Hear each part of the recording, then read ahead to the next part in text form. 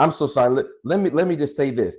I want you all to realize this is once you master your emotional control, at that point, you're then able to understand what play is happening against you, what play is happening for you without waffling and bending and breaking. All right. And so we want to go over a few things. Most people think that they're making logical decisions. Most people. But how many of y'all know that emotions are often running the show? You may pass on opportunities. And listen, I'm not here. I'm in your living room. I'm on your couch. I'm speaking to somebody. You are somebody who passes on opportunities because fear whispers in your ear, you're not ready. You're not ready.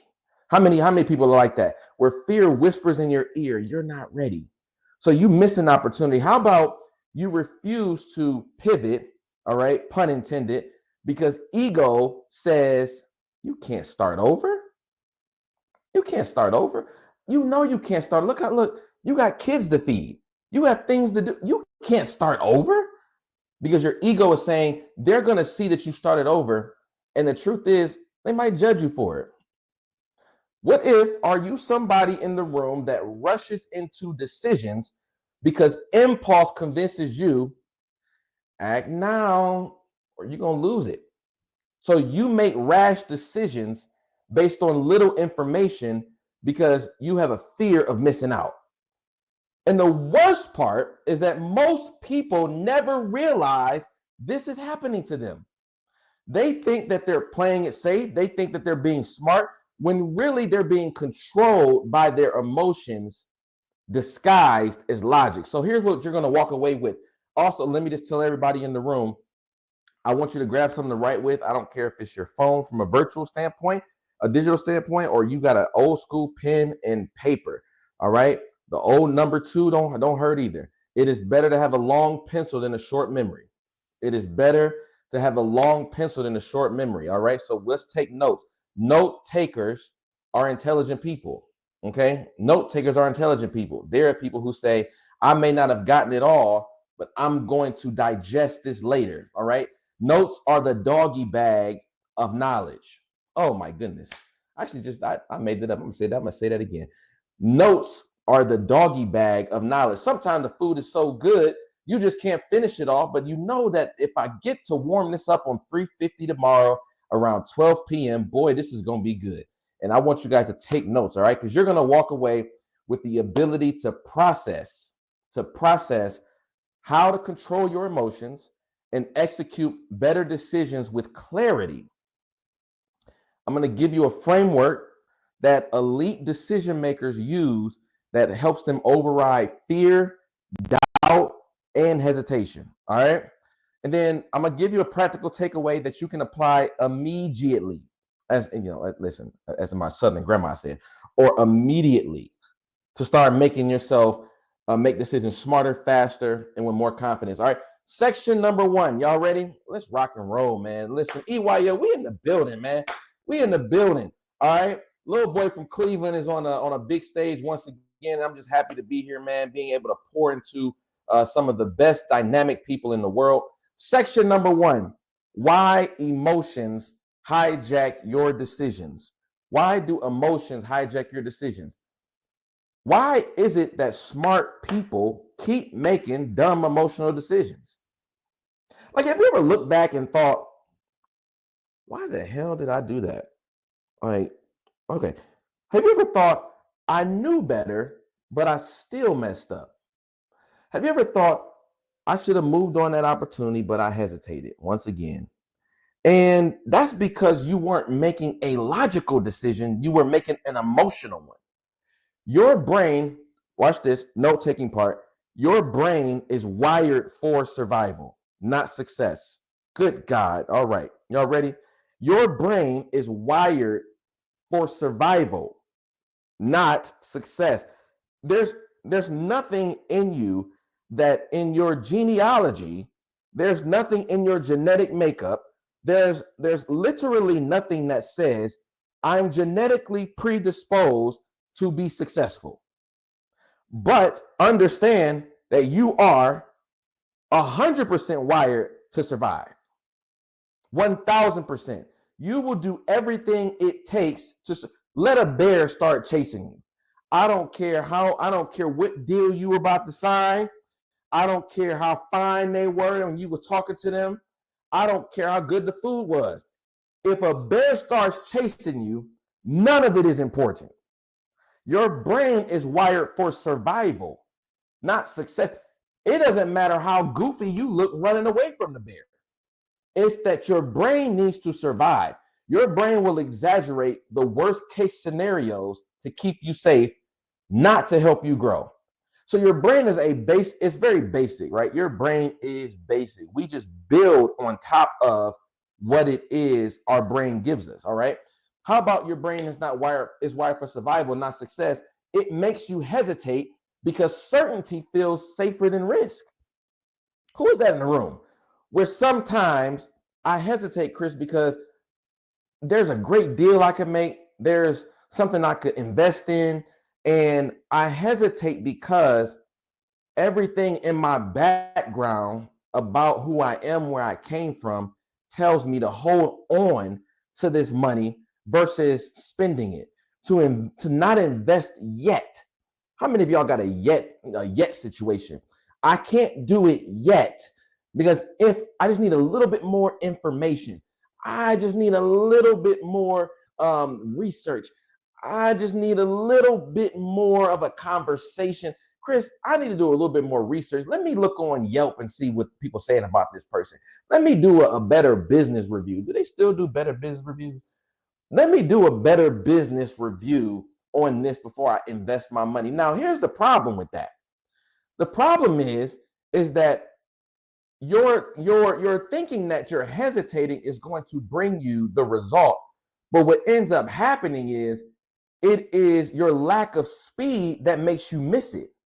There's plenty of opportunities for you to learn through the process of making the decision. But your brain wants you to survive. So your brain is always going to say, yo, slow down, think it all the way through. All right, wait. You thought it through? Okay. Think it through one more time. Because your anxiety is getting to you, son, your anxiety is getting to you. You know that if you spend this money, it's going to make you feel a certain kind of way. And so now your anxiety is getting to you and you think it through again. Now it's 2 weeks later. The opportunity's been missed, right? It could be a stock that you were about to invest in. It could be a real estate opportunity. And now you thought it through. You kept driving by, back and forth by the house. I'm going to invest in that house. Ooh, I'm going to invest in it. Okay, let me go back. Let me look at the value of this and how much would it take to get this thing going. Okay, and then you drive by again and that thing say sold. You're like, wait a minute. Okay, I know that I was about to buy this house, and then guess what? You do it all over again with the house right next door. House for sale. You're like, okay, you got to research it, got to make sure, and you continue to miss opportunities. We have to get past that point. Again, the science of emotional decision making. I'm going to make this very simple. Okay? Let's take this candle, all right? Let's take this candle. The amygdala is in the center of the brain, okay? Your brain has a part of the brain that is wired to detect threats, okay? Even when there are none. You ever heard a noise and you stopped everything you was doing? Whoa. Hey, y'all hear that? Your brain is constantly looking for threats, all right? Then there's the prefrontal cortex, front of the brain. This is where it overrides emotion. This is our decision-making center. The prefrontal cortex, okay? It can override emotions if you train it to. Can I tell you about the prefrontal cortex, how important this is? This is where when you bump your head too much, you get what? CTE. This is where you see people with CTE lose their decision-making functionality over the course of time because this begins to erode away, all right? And then there's the anterior mid-cingulate cortex. Now, this determines whether you fold or thrive under stress. Your brain is literally a supercomputer that is wired for survival. You get to train that computer. You get to train it. It's the original Chat GPT for you.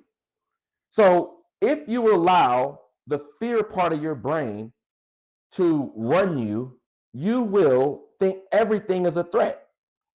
And you do need to think some things are a threat. That car is going too fast on the freeway.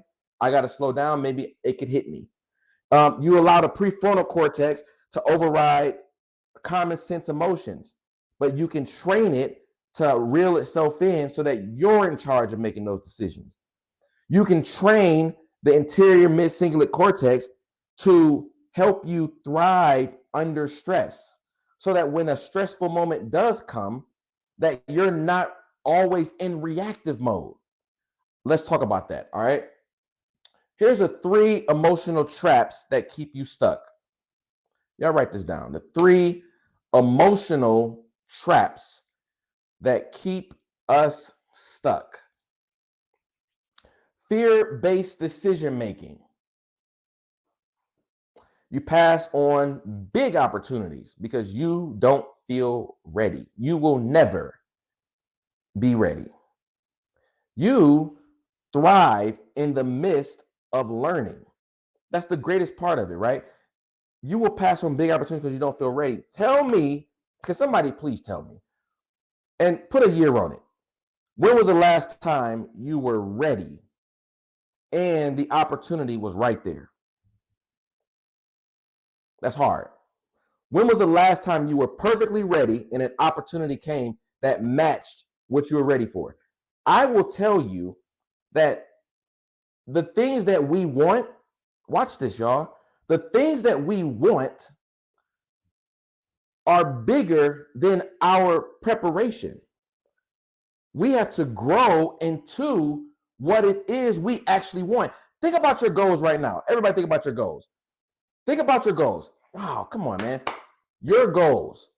You can't tell me that your goals are right in alignment with where you are. Some of you have really big goals. Your goals for the end of the year, your goals for the next 2 to 5 years. Those goals are past maybe where you are right now. You still, to reach those goals, you're going to have to learn your way into it. So we can't make decisions based on fear.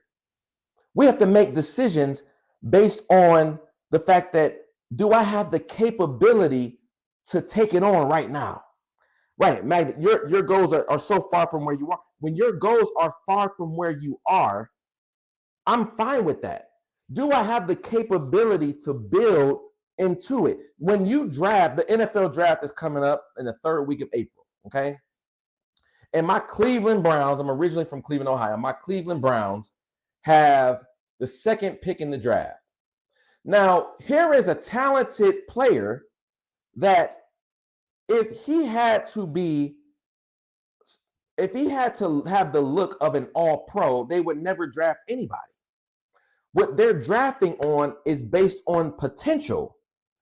Your fear cannot be locked in where you need to be. It has to be based on, am I making a decision based on the potential of the deal or the potential of the investment or the potential of the realization of whatever it is I'm looking to get from this? Is that potential greater than where I am? And then number 2, do I have the potential to grow into the deal? Right? All right. How about this? You overthink everything until the opportunity is gone. Another side of that. How about the 3rd emotional trap? The 3rd emotional trap. Ego-based decision making. Ego-based decision making. Can I teach tonight? Can I teach a little bit? All right. All of us have heard the term ego. We hear the term ego. We say, you got a big ego. It's such a big, right? We've heard the term ego. We look at ego as, this glossed over version of who you are. Okay. Watch this. What if I told you that your ego is nothing but the shield you put in front of yourself so that others don't get a chance to see who you really are? Ego is the shield I put up in front of me so that you can't learn what really hurts me at night. Ego is the thing I wear, I cloak myself with so that you never know that I'm scared of being successful because of the attention that it gives me. Ego is the thing that we wear so that no one gets close enough to me to see what hurt me in my childhood. So what does that look like? My ego is dressed up in luxury. My ego is dressed up in hard worker. My ego is dressed up in an altruistic giver, right? My ego is dressed up in servitude, right? Listen, what can I do for y'all? How can I help you? Right? My ego is dressed in driving the finest, looking the finest, being with the baddest. My ego is that, right? But the truth is that when we're making decisions based on ego, we're not making decisions soundly.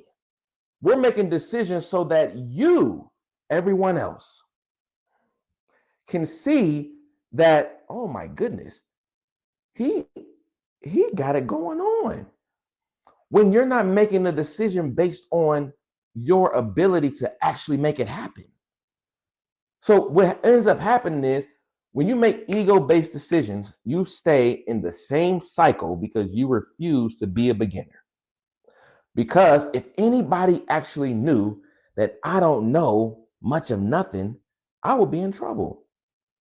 You don't ask for help, so you stay in the same spot. I can't sacrifice that. I can't sacrifice nobody knowing that I need help, because then what would they think of me? Oh, they might think that I'm weak. They might think that I don't know anything. Here I am. I'm a 32, 36, 40, 45-year-old man or woman. And, I've been posting on Instagram and taking these fly vacations that put me in debt. I've been buying cars that I really can't afford. Chris, I live in a house where I only got 5 pieces of furniture. Half of the time I can't have nobody over because they're going to be sitting on the floor. But I can't let anybody know, Chris, that I need help, simply because that's going to mean you get to see what's behind the mask. And here's why, Chris, I have this problem, because I am not comfortable diving into that area of my life, which was so disappointing.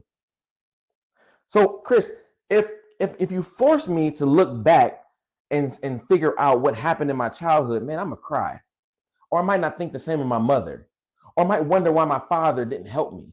Like, I'm gonna then wonder some things. And Chris, I'd rather not do that. I got a lot going on. I'm trying to make money, Chris. I got a lot going on, bro. I'm not doing all that. But what you do is you limit the approach that you can have in life. All right. How about number 3? Impulse-based decision making. You're chasing quick money instead of building real wealth. You make emotional choices in business, relationships, investments, and then you regret them later. Impulse-based decision making. These are the 3 emotional traps that keep us stuck. Fear-based decision making, ego-based decision making, impulse-based decision making. How about that? Which one? Put it in the chat. Which one is yours? Get free. All right. Get free right now. Get free. Let's go. Get free. It's somebody in here.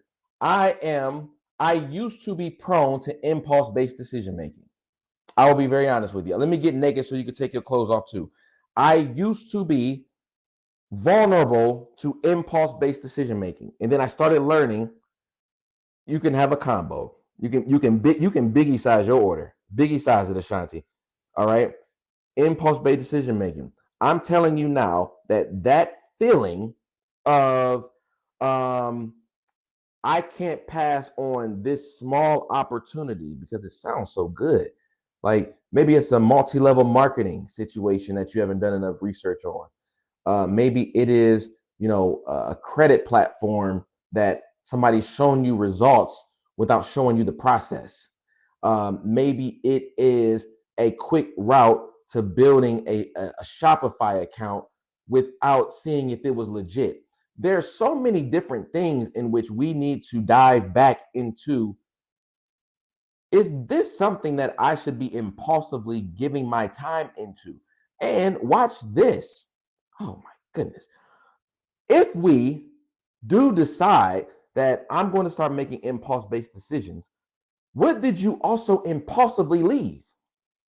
So you did make a decision to do that because it came across your way and it looked good, and so you turned around and you got the shiny object syndrome, and you started going this way. You're like, they over here winning. I see them winning. How did they get that car? Okay, wait a minute. Oh, she moving to a new house? What, girl, what you doing out here? What you doing for your business? Oh, okay, they doing that? Tell me about that. And now you turned your whole entire platform, everything you've been building, and you went this way. Now, my question is, what happened to that? What happened to all the investment that you had over here? What happened to all the time you spent over here? What happened to your integrity over here? What happened? Also, we just put that on park. So now we're going to park this, and you believe that you're able to face that way with enough integrity about yourself and go after something else? Come on, y'all. All right.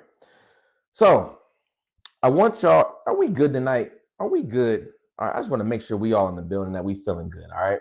I want y'all to feel good. All right. So listen, my job here is to give you a new way of thinking about how you think.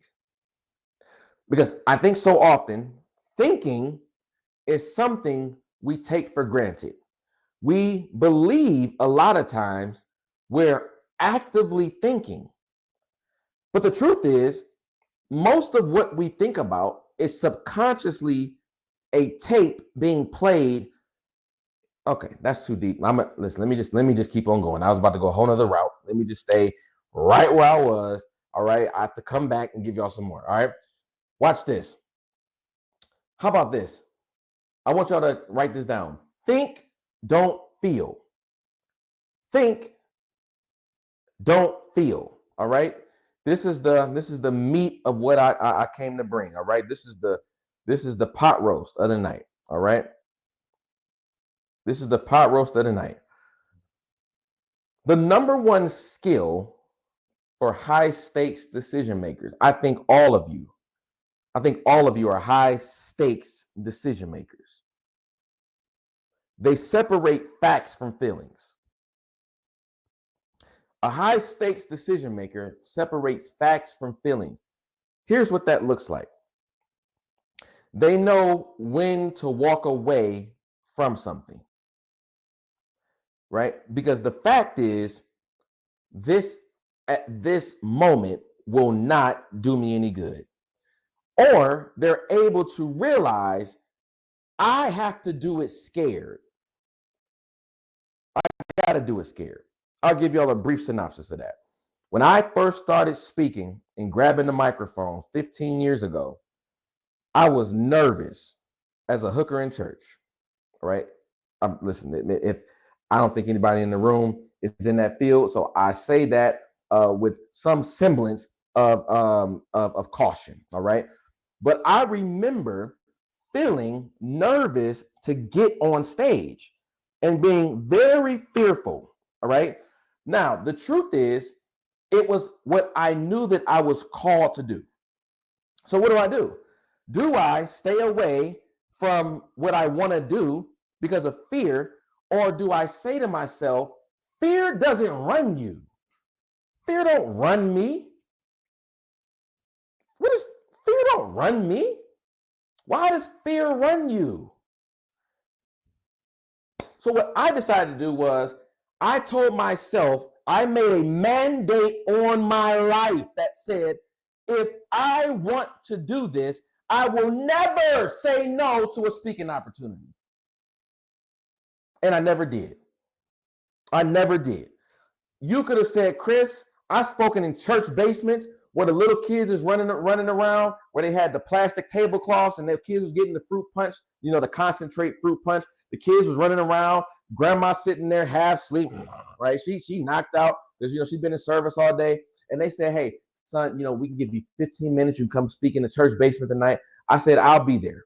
And I came down there with my suit on and I was ready to go because I was determined to say, I will not allow fear to run me. And how I'm going to overcome that is by making decisions.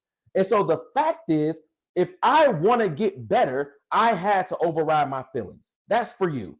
If you want to get better in your life, you have to override how you feel. Your feelings are fleeting. This morning, many of you felt terrible. This morning, many of you felt like you didn't want to go and do the work you did. You felt like you didn't want to go work out. But the fact is, your doctor just told you that you had to go work out. The fact is, you had to go to work because you looked at your bank account and it wasn't what you needed it to be. The fact is that your mother needs support financially. So if you don't get your butt up, then you're going to have an even worse feeling, the fact that you haven't helped her. You have to override feelings with facts. Most people don't make bad decisions because they lack knowledge. They make bad decisions because they let temporary emotions override real logic. You don't make bad decisions because you lack knowledge. You're in the yard of knowledge. But if knowledge is if knowledge is what we needed, then everybody would be wealthy. So why isn't, Chris, we have more knowledge today than ever before in human history. But the same people that was broke last year are going to be broke this year. Why is that, Chris? Because they let temporary emotions override long-term logic. It's more important to a lot of people about how we feel right now. Right now, Chris, I feel a certain type of way about that. And so instead of what that's going to look like down the road, we're parked right here. Watch this. Oh, come on, son. I'll give you guys a great idea here, and I'll keep moving on.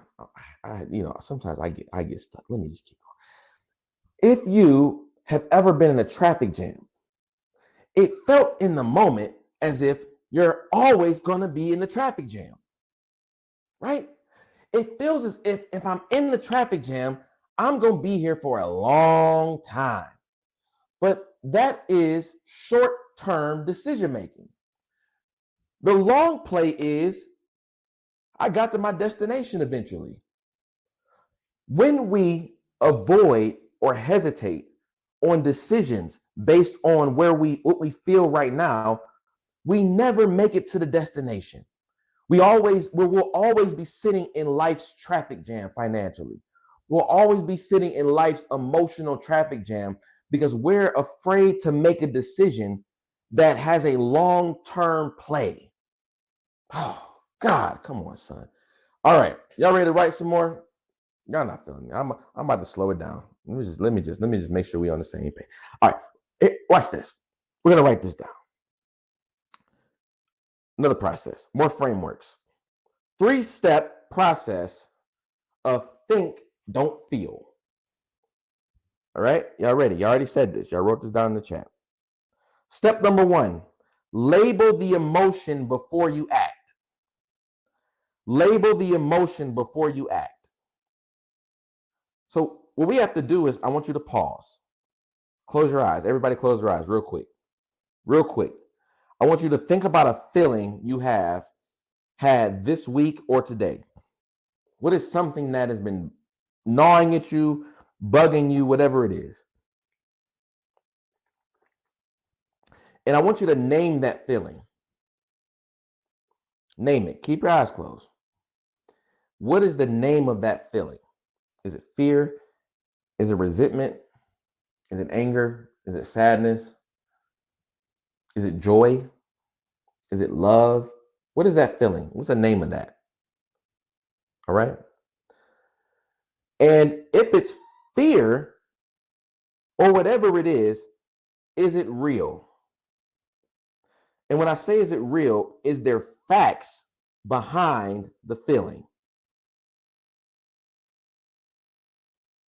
That's what I want y'all to think.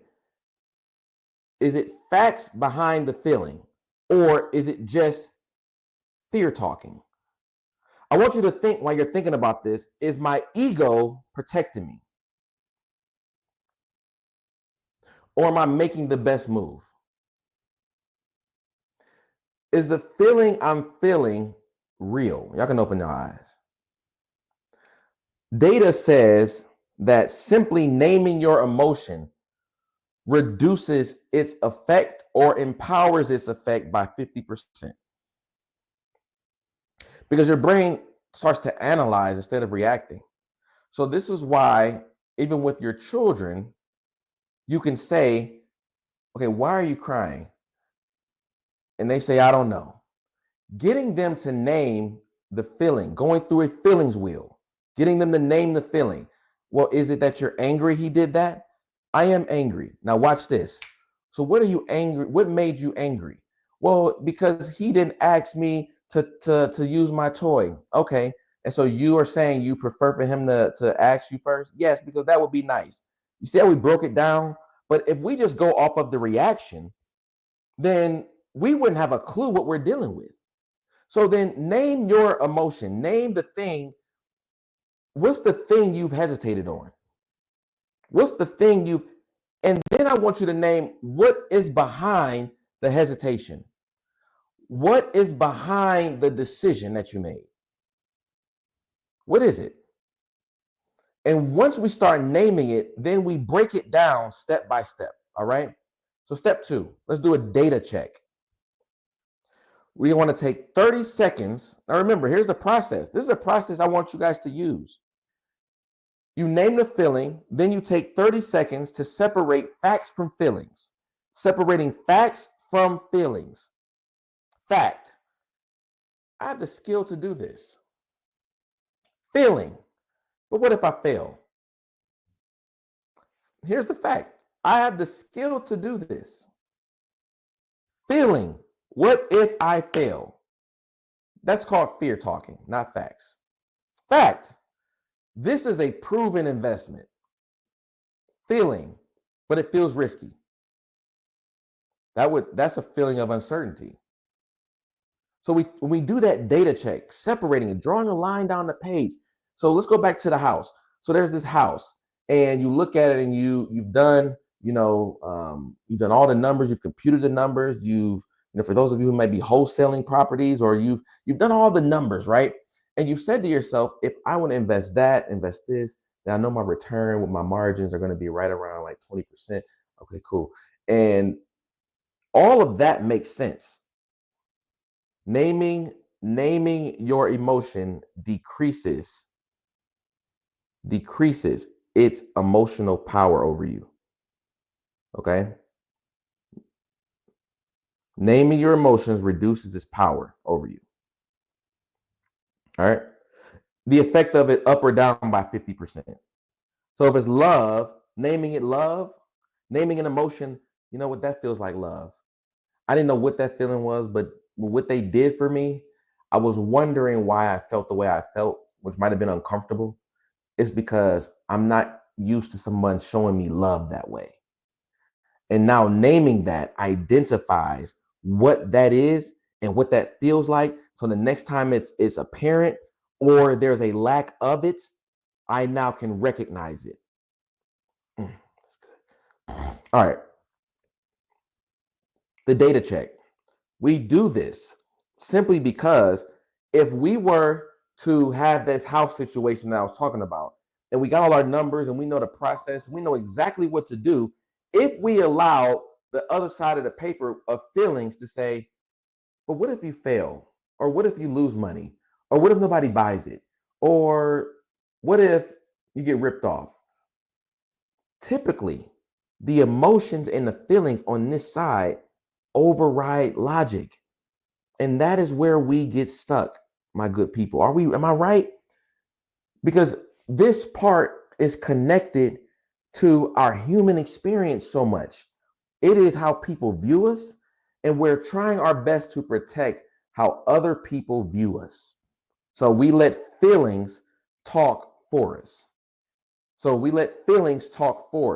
Because if I'm embarrassed by a loss, if I look stupid because it failed, if I look incompetent because I didn't add it up all the way, then that means that people are going to say this about me. And I am not emotionally equipped and mature to handle that. So I stay away from the logic, because the logic is so black and white that it seems as if, it's not connected to the result. We got to ride through logic, and logic is going to change how people feel about us. Logic and making logical decisions. Data-driven decision makers use logic, not vibes, to move forward. All right. And then step 3, make the move anyway. Make the move anyway. We have to override feelings with action. If the facts support it, act on it. I'm very action-based. Anytime I'm doing coaching, I am very action-based. I am all about action. Action changes scenarios. Action changes scenarios. If you feel you've been sitting there eating too many Oreos and you feel fat, fine. Get up and go do something. Because sitting there feeling fat is going to cause you to still feel fat. If you know and you look at your bank account and you're like, man, I ain't where I need to be. Get up, put the phone down, start making some phone calls, start looking at some information that you need. Take action. Action changes emotions. Even if fear is there, even if the fear is real, you got to make an adjustment. If the fear is real, you make the adjustment. You don't let it paralyze you. We don't make excuses. We make adjustments. So fear is an excuse. It is a way, it is an obstacle that we create in order to say that we don't have to do something. We don't make excuses, we make adjustments. So we may create a ton of excuses ourselves. How many people have created an excuse for you? It's not often. We create a lot of excuses for ourselves because it allows us a reason in which we don't have to do anything. And if it's ego, check yourself and take the step. We need to diminish ego as much as possible. How do you do that? Get a therapist. Go into therapy. Do the work. So many of you know that you got so much stuff in your background that is holding you up. It's the words your mother said when you were young. Nobody got no money. No, mama, you wrong. Somebody got some money. It's me. I'm going to have some money. Somebody in this family going to have some money. We got to bury grandma. Auntie got gout. We got to take care of some people. Somebody going to have some money. All that old speaking that we used to do. Listen, I need to strip away the identity sometimes of where I came from, because that is what's keeping me back. I can see my father or my family and my niece, everybody's not doing nothing. And that will almost convince me if I step outside of that, then I might be stepping away from my family. Y'all know how many people are afraid to move forward because they feel a burden of leaving their family. And so you create excuses why you will self-sabotage the goodness of your life in order to pacify people who don't do nothing for you. So you will create a bunch of excuses just to stay in the fold, just so that when you visit grandma's house on Sunday, nobody can say, oh, look at you acting big time. Oh, look at you with the big money. You rather stay in the midst of them so that no one can point you out. But what they're waiting for is you. You're the Moses of your family. They've been waiting on you to come out forever. Listen, the worst thing you could do is be laying on your deathbed and they're all standing around your bed as you're taking your final breath. And instead of tears of joy, they have tears of sadness because they're looking at you and saying, we were waiting on you. We were waiting on you. You were the hope. You were the promise. And you let fear stop us from growing. I'm telling you now, the top 1% feel fear too, but they execute it anyway.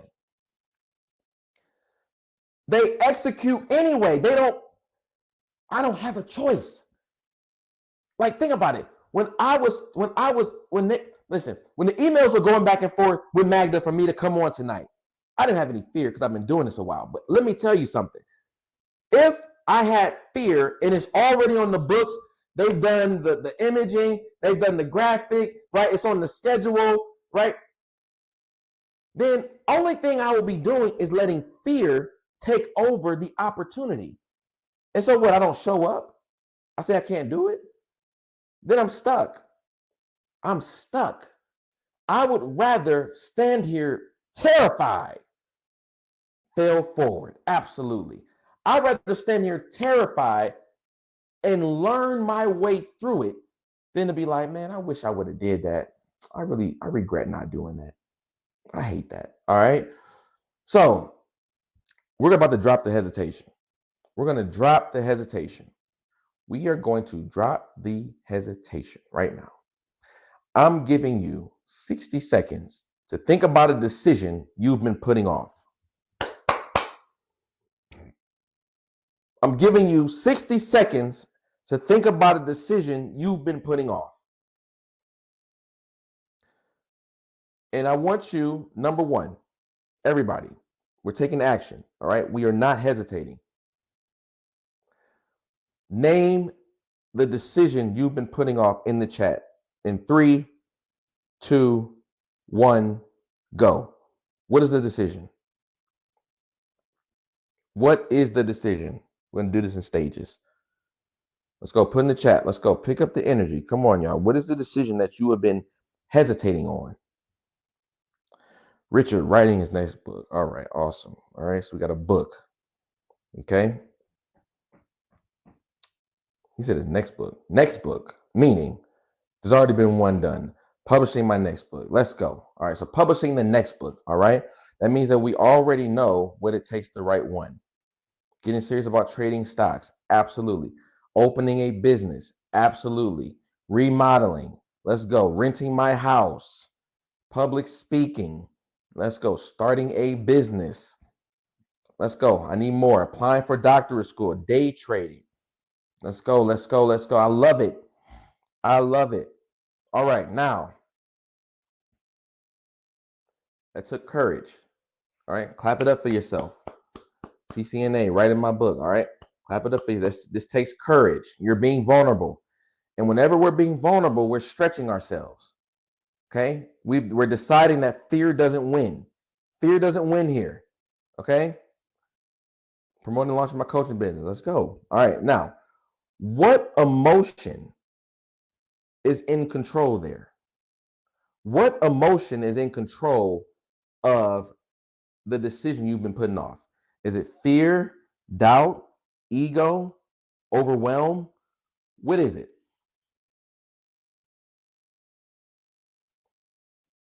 Doubt. Okay. Doubt. Good, good, good. Fear. All the above. Okay. Doubt. Okay. Okay. Doubt. Come on, y'all.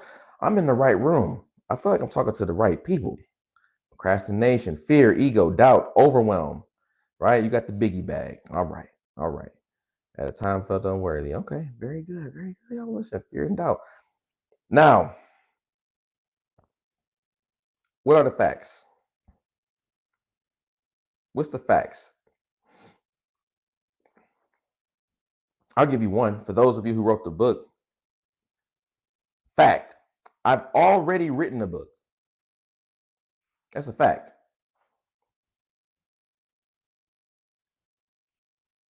I've done enough research.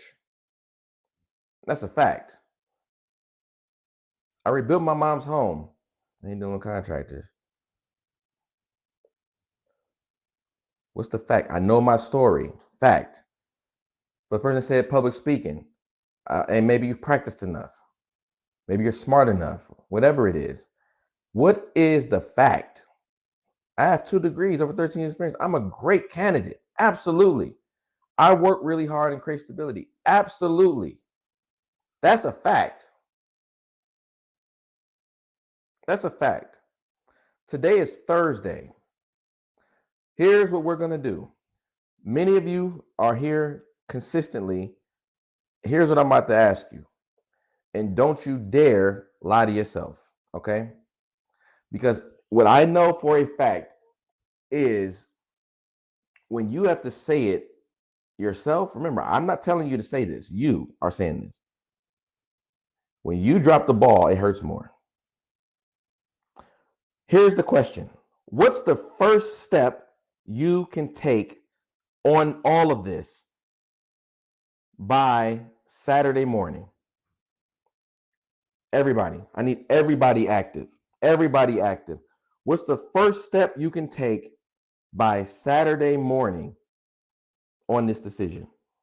Write in the chat. Put it in the chat. Let's go. Let's go.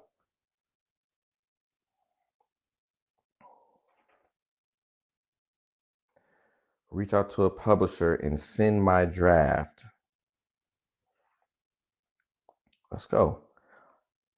Are you gonna do that though? Right? I'm saying, let's not just say stuff frivolously.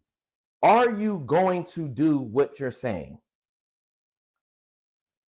Don't just listen. Don't just talk my head off. Are you gonna do what you are saying you need to do? You know what you need to do. If we never cross paths again, that book that you don't write, that affects you. I'm asking you, are you going to do what you know you should do? Find and apply to 2 more schools. Write my titles. Come with an action plan. Okay. Are you going to do what you said you were going to do? It sounds nice until you got to take some action. Are you going to take action? Is my question. That's what I want to know. Can you guarantee what's in your way of taking action? What is in your way of taking action? Honestly. Yes, do it. Do it. Before we met, you were making decisions based on how you felt. After today, you will make decisions based on logic, not emotions. Feelings are real, but they are not facts. You can acknowledge them, but they do not get to run the show. They do not. Listen, come on. I love it when they get dropped right here. The kids in your house are feelings. You, as a parent, are logic. You know we can't do that. We got to go do that. I need you to brush your teeth. I need you to do that because you practice logic. A child operates on feelings. If feelings run the house, you got a mess. God, if feelings run the house, what do you have? Logic runs this house. Logic runs your life. This is how you become unfazed under pressure because you're not swimming in feelings. You're not thinking just positive about everything. It is training your brain to separate noise from clarity. Noise. I don't want to go to bed. I don't want to do that. But you know logically, we got to get up at 6 in the morning. You know logically, I can't go out and spend $5,000 on this vacation this month because I still got bills to pay. But feelings say, I don't want to miss out on that. So who runs the show? You got to go with logic if you want a roof over your head next month. Logic. Let's look at the facts. And our love life, we can go with some feelings. We can go with some feelings. In our love life, boy, we can go with some feelings. I'm okay with that. You need to feel a little bit, okay? Sometimes logic tells you not to give Butch your number, but Butch got a good job. He got some vision about himself. He cleaned his teeth a little bit. He got lotion on his hands. So sometimes you're like, I don't know, but I'm gonna go with how I feel. I'm gonna test it out. Now, some of you, and I didn't spend enough time here, but I'm gonna give y'all 2 minutes of this. Some of you know for a fact that mastering emotional control in your relationships is also what's holding you back. You have an enemy in your house that you aren't emotionally equipped enough to remove, but that person in your house, in your bed that you're not married. God, I'm way down the road. The person that you're not even married to is causing you to question yourself. You with somebody who is causing you to constantly lose the ability to gain wealth because of how you feel and how they make you feel. Listen, you better get some logic. Sometimes grandma would sit back and look at him. He ain't no good. Nah, you're gonna do what you want to do, baby. I'm telling you now, he ain't no good. He ain't no good. I'm telling you now. Grandma knew. Grandma just, it's because she had logic. Grandma wasn't going up on how you felt. She didn't care nothing about it.